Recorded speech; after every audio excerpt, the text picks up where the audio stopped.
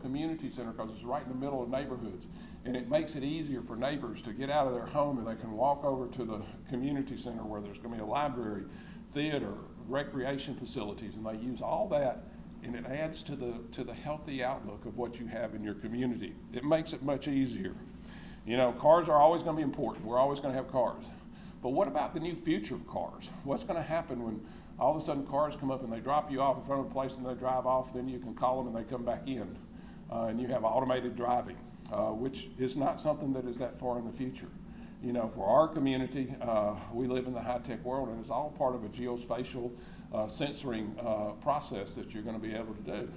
But so how's that going to change your downtown areas? How's that going to change your mode of operations, and how's that going to change your healthy lifestyle?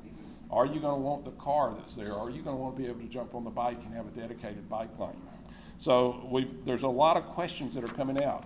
We've just gone through what we call the big picture. And the big picture, BIG, ought to stand for something, but it doesn't, but it's the big picture. And it's the big picture about our community and how we're growing our community and how we're putting our planning and modeling together to make our community a little bit more livable. And it's really a master plan for us on how we're going to build. And into each of this, we've looked at all the modes of transportation, and we've been able to tie those modes of transportation together. The planners call it placemaking. We call it common sense. And sometimes it's sense in the CENTS. It means I have to build less roads that cost me $54,000 a lane mile. It means that I have to build less parking spaces in the downtown area if I have people who are walking or they're using bikes or something. And those parking spaces, you have to think about, cost me $20,000 a parking space. Most of the parking garages that you build are $500, so that's a $10 million cost that costs a community. And so what if we use that alternate transportation system when we have more people who are riding their bikes around downtown or walking downtown, and I have to build less parking spaces? What does that do with your tax dollars? What does that do with us with having the ability to do something else with that tax dollar that applies to the citizens? All that ties together into your healthy aspect of your community and how your community ties together. We're always looking to offer more transportation modes, more greenways, more sidewalks, more bike lanes. And our zoning requirements sometimes require that ours in the city of Huntsville require that all new developments have sidewalks so that we have connectability. It also says that when we're building new, that when we're retrofitting, we're going to be bringing in some of the new aspects of it. And so as for existing areas, we're trying to prioritize our dollars by building sidewalks where connections to services are key. We're also saving money by focusing on roads that are scheduled to be repaved. Public Works is getting there so we can get a twofer, so we go ahead and do our curb and gutter as we're doing the roads, as we're doing the sidewalks. But in the city of Huntsville, we've got 24 miles of greenways built. And that's 24 miles have been built out of 200 that we have planned. So we've made a little dent in it, but each year we add a little bit more, a little bit more, a little bit more. And those greenways are one of the most popular things that we do, I guess second to dog parks right now. And it's kind of interesting, as you build a greenway, you're connecting communities, you're connecting communities that have been cut off for a long time, you're connecting those so that as they have that connectivity, they can go from one place to another. And it's part of your planning process. It's part of making sure that you as a city tie different modes together, tie different areas together. The greenway is made for both walkability and bikes. And we have a lot of people who say, I go get on the greenway to go between here and there. And we've also found that we can partner with people. We partnered with the Land Trust to do our greenways. We just happen to have the person who's in charge of the Land Trust, Marie Bostic, was our city planner before. She was the architect of most of our greenway plans before she left and went to the Land Trust.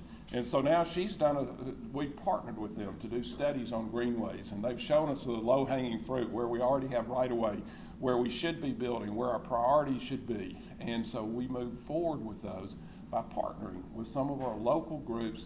And the partnering with those local groups, those are the local groups that are so important to us to be able to continue the mission that we're doing. They're experts in land acquisition. and partnering with them has really made a difference.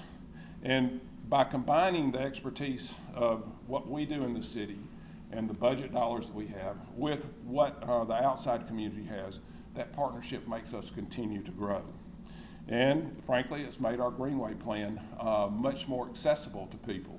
We just had, I guess, 6 months ago, we sat down and we had a community-wide meeting on Greenways, and we did it out in Providence, which is a planned community close by. And everybody in there was, a lot of people were from Providence, so they understood the planned community, but a lot of people came from other neighborhoods. And we're talking about how can we connect our neighborhood to something else? How can we get something like the planned community of Providence, which has live, work, play all in one place? How can we take our community, which is just live, and tie it to the work, play places? And we started thinking about that, and that adds to the whole idea that the city needs to integrate everything that they do into their healthy plans. You know, our first urban Greenway segment in Providence is going to be our first urban Greenway segment, where we're going to be able to tie community to working places. We'll go from Providence to Research Park, the second largest research park in America, and then eventually go into Redstone Arsenal. And so you're going to have connectivity there from places where people live to the work to the play. And the Greenways are great ways to do that connectivity, and also you're not necessarily on the streets, on the roads. You feel much safer riding in those. And so what we're able to do by some of this is tie together areas. Right now we're looking at a Tiger Grant, and the Tiger Grant is to give us an arching overall bridge that goes across Pinhook Creek. Pinhook Creek is a big divider all the way north-south in our community. And as it goes over Pinhook Creek, this gives us connectivity over to an underserved area, which is a public housing area, and an historic area, which is the Low Mill area. It ties us, the downtown area, to an art center, the Low Mill Art Center, which has 200 artists in an artist colony. But it gives us some walkability and some bikeability, gives us another mode of transportation to be able to tie downtown to Alabama A&M to 5 Points, all the way down to the Tennessee River. It takes us through many, many neighborhoods. A chance to be just a little bit healthier, but you're using your city resources to be a little bit healthier, to give people the opportunity. If you don't give them that opportunity, you're not gonna see them take advantage of it. If you make it hard for them to get there, you won't see them take advantage of it. But when they're living right next to a greenway that can connect you to downtown, to 5 Points, to Alabama A&M, or connect you down to the Ditto Landing or the river, when you tie all those together, then you make it very easy for someone to go out and do just a little bit of something to make themselves a little bit more healthy. Now, as I said, our Sky Bridge over the Parkway is part of a Tiger Grant, and that's a competitive process. We're working on that competitive process. We've lost twice. We know many people who have lost 5 or 6 times and finally went on the 7th. So we will keep working on the Tiger Grant idea year after year after year until we can find a way to make that happen, and make it happen so that we have connectivity all the way throughout our city. You know, it's kind of interesting. We're watching what other cities do too. As you look and see what New York, Indianapolis, Atlanta, and Greenville are all doing, you know, they've revolutionized neighborhoods by connecting those neighborhoods, by giving them a greenway or a bike path or something that ties them together. And so we have worked on this for a number of years. Now, as I told you earlier, we have a very active biking community. Active and loud, I would say, very loud. And so, you know, we started off with the mayor's bike ride, but we've really found that a lot of cyclists, I'll never forget, we did a master plan on Zert Road, which is our road that goes along the edge of the Arsenal. And any of y'all from our area remember Zert Road. And we put bike lanes in there. And we put bike lanes on the master plan because we wanted to have a kind of a complete streets idea on it. We wanted to have bike lanes, we wanted to have walking lanes, and we put the bike and walking lanes over on the side that the neighborhoods were on. And and it was a great plan because kids could come out and they could jump on the bike paths, and they could go to the next neighborhood next to them and go back up in the neighborhood. But the biking community started calling, and we must have had 100 calls from the biking community, because the very competitive biking community wanted to be on the other side of the road, where nobody ever stopped them, where no traffic ever came out. They could go quickly all the way down that 6-mile road, and they could use that for competition. And as we went through the conversation with them, it was very clear that they had another intent of bike trails than our idea that we were connecting neighborhoods to neighborhoods on the other side. So you'll find that you may, as you put together bike trails and the way that you're going to have connectivity, there's going to be some differences of opinions. We just had a meeting last Tuesday night where we brought in our urban planners, UDA. They brought in some of the bike experts, and they were talking about it. And there's really even some controversy in when you're putting in bikeways about how you put in the bikeways. Do you put them? If any of you if y'all have gone to Destin or gone to Gulf Shores, you've seen the little bike lanes right on the side of the highway, and you feel like you're going to be blown off the highway every time a big 18-wheeler comes by you, and you think, man, this doesn't feel as safe as I'd like to do. And then they have the side where you have the parking, and then the bikes are on the inside. And they have what they call segregated bike lanes, which make you feel a little bit safer, make people use them a little bit more. But it gives you, you can get the same connectivity out of it that you have sitting right there on the road. You can get it with a little bit more safety. And the interesting thing about their studies is they were talking to us, they said, 20% of the people will use a bike lane that is on a 4-lane highway with 18-wheelers coming by. But then 60% of the people are very concerned about being on those because they don't feel safe. Said, but if you have a segregated bike lane there and you use that segregated bike lane, they said that 60% ties into the 20%, and you have your usage is much more because people feel safer. So it goes back to the old idea: if we make it easy, if we make it comfortable, if we tie it and make it easy to leave your house and get on this, and you feel safe as you go on it, it makes for a better community. And that's one of the things that cities have to look at, is cities look at how we're going to get a little bit more healthy, how we're going to connect a little bit more, how we're going to get our citizens out to walk a little bit more, ride a little bit more, to fight the obesity that we're finding in the communities. We've got to find a way to make sure that we continue to do it where it's easy for people to use, easy for people to jump on, easy for you to walk out of your house, walk 2 streets over, get on a greenway, go to the next area, maybe go to a drugstore, go to a grocery store. If you make it easy, it works. And also there's an added benefit that we found. It attracts millennials. It attracted Harrison. It attracted a bunch of Harrison's friends. But it attracts people who enjoy doing something that is kind of different and enjoy the connectivity.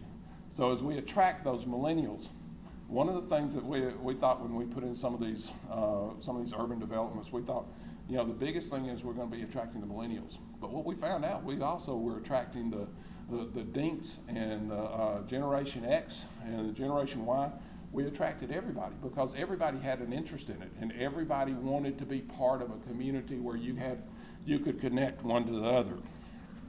So we take these highly educated young people that want to live in a community that value health, and we can attract them. One of the things that we're finding is in cities right now, and I've been across the state, workforce is going to be key. Whoever can bring the workforce in is the one who's going to be able to succeed in the future. Their industries will be able to grow. They'll be able to grow a cyber industry, or they'll be able to grow an advanced manufacturing industry, or they'll be able to grow a propulsion industry. And some of that we're looking at here in the city of Huntsville is that we do some of this and put some of this together mainly for workforce development so that people can come to this area. A lot of the younger generations now, they're looking for an area to come to, then they'll go find a job. And so as they come and they look and they find your community to be an acceptable community, a community that values health, that values the ability to go and walk and run and bike, is they see all that. They find a reason to become a part of your community. And that's how you do your workforce development. This ties into workforce development on a day-to-day basis. Also, we've been working with some expert groups. Smart Growth America. We won a grant from them last year, and we used Smart Growth America for a complete streets workshop. And it was terrific. And it started talking about complete streets. And I'll tell you, as a mayor who has to manage a budget, when I had my first presentation on complete streets, that every road that you were going to do was going to be 1 or 2 lane boulevards with walking paths and a bike path, and and everything was segregated, and every road that you built was going to be that way. It was kind of daunting, because you thought, man, this will kill my budget real quick. People are screaming for roads and screaming for a way to get from here to there, and you were really worried about how you could fit it in your budget. And the great thing about SGAs, the Smart Growth for America, they came in and showed that there's a number of different ways to do complete streets, and a number of ways to do them so that you can do them economically as you redo your streets, as you redo certain areas. There's places where you can put them on road diets. You can take these 5-lane streets that you have, the 2 lanes each way with a continuous turn. You can take those and you can turn them into the 3 lanes or 4 lanes, and use one of the lanes for bike paths or for walking. And it gives you a lot of options as to what you can do. That's what we go to the experts for, is to look at those.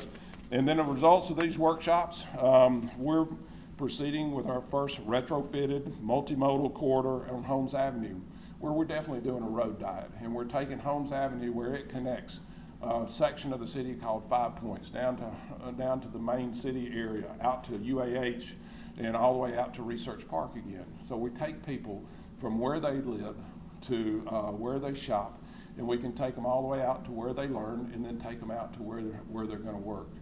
It's really a connectivity idea, and the idea is that you can do that. You can just leave your home and be within 2 streets. All of a sudden, you're on that corridor, and you're taking that corridor all the way out. And and what's the end result of that? We're just a little bit more physically active. We make it easy to be active, and as you're a little bit more physically active, you work on what we're working on today, the obesity factor that falls into all of America. So as we do this, we do some of this, and we figure out how to do, some people call it road diets, some people call it traffic calming, but we find out how to use the assets that we have today, and how to reuse those, retrofit those assets, and make them into something that will take us into the future. Another part of our Healthy Huntsville is our parks and rec system. We look around, and our goal is for every child to be within 10 or 15 minutes of a park. And as we do that, we've got 52 parks in the city of Huntsville. And I was amazed when someone told me I had 52. I made them bring me a map and show them to me. They mapped them all out, and I counted them. Sure enough, we were 52. But we have 52 areas where we have recreation. And tying those areas of recreation into how you tie those back to your neighborhoods, and then how you tie them into something that makes them useful, that ties them into a place that people go on a day-to-day basis. You've got to tie all that together. We just had we just had a golf course here. We just went through a very big debate on our golf course. And it amazed me. We have 2 other communities which looked at the golf course as another kind of asset than just a place to play golf. The golf course provider went out of business, so we had the golf course that was closed down for a little while. And we had our mountain bike community come to us. And they said, this would make a great mountain bike riding course. And I said, y'all got to be kidding me. Mountain bike riding. I said, how organized are you? And so after they brought 300 people to a council meeting, I realized how organized they were. And they were talking about how that they could make competition courses and trails and places that young people could use. And so we have to start looking at our recreational uses. When one recreational use comes out, is there another way to use that as another asset?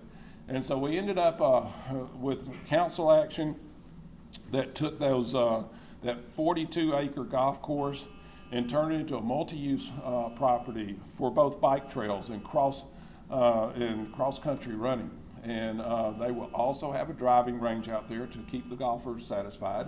So we'll also have a driving range out there, but it becomes also, we repurpose it and we reuse it for another use that, that quite frankly we have more people clamoring for than we had clamoring for the golf course. And you would be amazed if you had listened to the conversation of that, because we had a group who were golf course supporters. There were about 15 of them, and they were all 60 plus. We had a group who were runners and cross-country bike riders and everything, and they were 40 and down, and it was very clear to see the generations as they came in.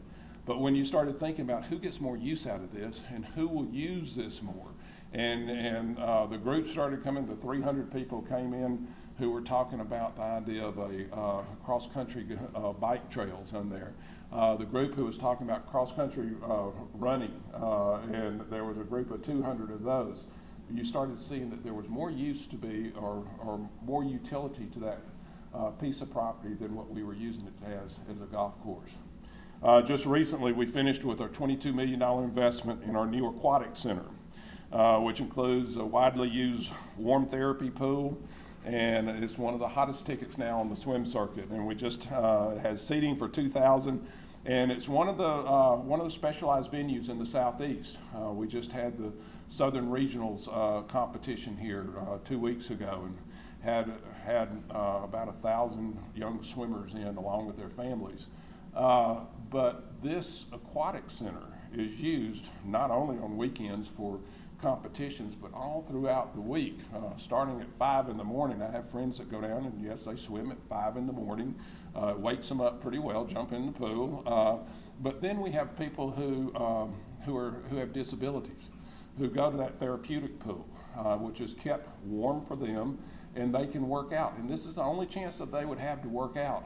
This is their only chance to have physical activity. And as they use that therapeutic pool, that it enhances their quality of life just as much as we're trying to enhance those 10, 12-year-old, the 20-year-olds, the 30-year-olds who may be swimming in the pool. We want to enhance those who are 50, 60, who are part of the handicapped group in our area. We want to enhance their quality of life and their physical ability to do something. And we do that through that therapeutic pool. So we've been able to do some things through offering just availability. And as we offer availability, and as we offer something that people can tie into, and we make it easy for them to do, and you have a number of different activities. You know, one of the things that I get amazed at, everybody, you know, you get in a rut and you say, I got to go run, or I got to go walk, or I got to go do this. But when you have a chance, one day you can go swim, one day you can go to the tennis facility, one day you can go mountain biking, one day you can go do CrossFit. But when you have a number of events that you're doing, a number of different things you're doing, you don't get into that rut, and you don't find yourself tied down to one thing, and you don't get tired of it. You don't get bored with it and quit doing it. And so what we're trying to do is give a multitude of opportunity to people to try this and to try that, even going down to archery ranges. And I was amazed when our people came to us and said, we want to do an archery range in conjunction with the county. And I said, people are going to come out looking like porcupines. They're going to be up there getting their arrows. Somebody's going to hit them. And they said, no, this is done all over the country. So again, I learned another lesson, that there's another form of recreation that we needed to tie into. Now, beyond just recreation, zoning is one of the things that we look at. How do we as a city promote our zoning so that we can promote walkability, so that we can make sure complete streets are one, safe streets are one, that we can make sure, though, that that we have places where people want to live, work, and play. We have to put our zoning laws in place. Originally, our zoning laws were such that they were so tight that if you had residential on top of a commercial, the cost differential of making that residential fireproof was so much that you couldn't do it. So we've got to change those zoning laws, and we can't get rid of the health and safety idea, but we've got to make it easier so that we can tie residential in with commercial, with restaurants, and with things that are appealing to people to live, work, and play in one area. And so we started, and one of the things that we've done is we've added a zone. C6 is our zone, and it's a commercial zone. But that commercial zone allows for residential use to be tied into commercial use, to be tied into office use. And when you tie all that together, all of a sudden you've got that urban environment where people live close together, but they go out and they find things to do. They have that walkability, they have that bikeability, and they use that area, and we put it always close to our recreational facilities. That's helped as a city. And as a city, you have to look at that, and you have to look for creative, livable areas throughout your city, and you have to connect them. And as we connect them, and as we put in the zoning, and as we put in the governmental rules and regulations that make it easier to do that, and make it easier for your developers to do that, and make it easier to find those recreational facilities, you find that you actually have something that people can use. We look forward to having a healthy community. We look forward to having a connected community. We look forward to having a community that has all the aspects of the recreational world, so that we can bring a workforce in, a workforce that attracts the young millennials, the older people, but attracts people to say, this is why I want to be a part of this community. And that's the whole thing that you do. That's what I think it ends up with when you start looking at things. You look at trying to make sure that you have a quality of life. Quality of life says, why do I want to be a part of that community?